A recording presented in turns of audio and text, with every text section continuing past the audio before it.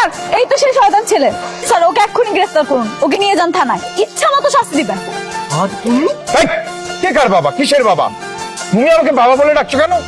Sir বুঝতে পারলেন না কেন বাবা বলে ডাকছে? আপনাকে দেখে ওর আত্মা শুকিয়ে গেছে, এখন ভয়ে বাবা বাবা বলছে। ও যে কথায় আছে না, অতি ভক্তি চোরের লক্ষণ, সেটাই আর কি।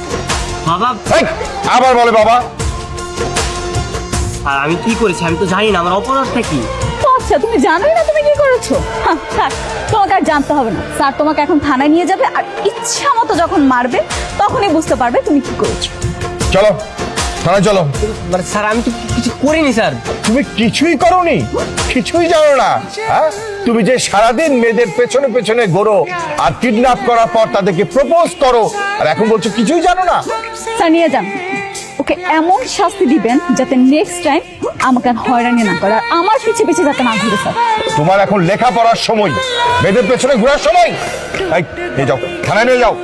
কি রে বাবা, কতক্ষণ ধরে দাঁড়িয়ে আছিস? এই তো মা, আধা ঘন্টা ধরে দাঁড়িয়ে আছি। এই, মিথ্যা কথা বলছিস কেন? 4 মিনিট সময় হয়েছে। এটা কিন্তু অনেক বেশি বেশি হচ্ছে। আর কতক্ষণ বাকি আছে? 4 মিনিট বাকি আছে। তোমার না ক্ষুধা লাগছে? এ হচ্ছে শাক ভাজি আর শুটকি ভর্তা। এটা হচ্ছে তোমার পছন্দের হাঁসের মাংস। এসবের মানে কি? রাগ করে কোনো লাভ নাই।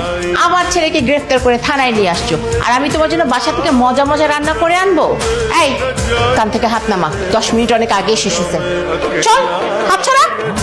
যেমন মা তেমন ছেলে। কেমন আছো মাহি? পুলিশের কাছে দেওয়ার পরও তোমার শিক্ষা হয়নি? সত্যিকারের প্রেমিক কখনো ভয় পেয়ে পিছিয়ে যান, আর আমি তোমাকে ভালোবাসি। পৃথিবীর কোনো শক্তি তোমাকে আমার থেকে আলাদা করতে পারবে না। ভালোবাসো তাই না? এইবার পুলিশের কাছে দিলে না কঠিন শাস্তি হবে, বেশি বাড়াবাড়ি করো। কতদিন বেঁচে আছি, আমার ভালোবাসার চাদর তোমার জন্য বিছিয়ে রাখ। এসব ডায়লগবাজি বন্ধ করো, এগুলো সবার কাছে রোমান্টিক মনে হলো, আমার কাছে খুব বিরক্ত লাগে। আমি লিখে দিতে পারি, আমার মতো কেউ তোমাকে কখনোই ভালোবাসবে না। আর তুমি চাইলে যাচাই করতে পারো। আর যদি অন্য কেউ ভালোবাসে তখন কি হবে শুনি? তখন কি হবে? কিন্তু আমি আমার মতো করে তোমাকে ভালোবাসি না। বুঝতে পেরেছি, এভাবে কাজ হবে না, উচিত শিক্ষা দিতে হবে। দাঁড়াও, আমি এক্ষুনি পুলিশ ফোন করছি। হ্যালো, আসসালামু আলাইকুম স্যার। গতকালকে ইফতিজিয়ার মামলার জন্য যে গিয়েছিলাম সে ও হ্যাঁ হ্যাঁ হ্যাঁ, মনে পড়েছে। কি অবস্থা এখন? ওই ছেলেকে থানায় ধরে নিয়ে এসে তো একদম চরম শিক্ষা দিয়ে দিয়েছি। ওই ছেলে তোমার সামনে আর কোনোদিন আসবে না, গ্যারান্টি। কিন্তু স্যার সে তো অলরেডি আমার সামনে, আর সে দাবি করছে সে কখনোই আমার পিছু ছাড়বে না। আচ্ছা আচ্ছা ঠিক আছে, আমি বিষয়টা দেখছি, তুমি কোনো টেনশন করো না। প্রয়োজন হলে ওই ছেলেকে আবার থানায় ধরে নিয়ে আসবো।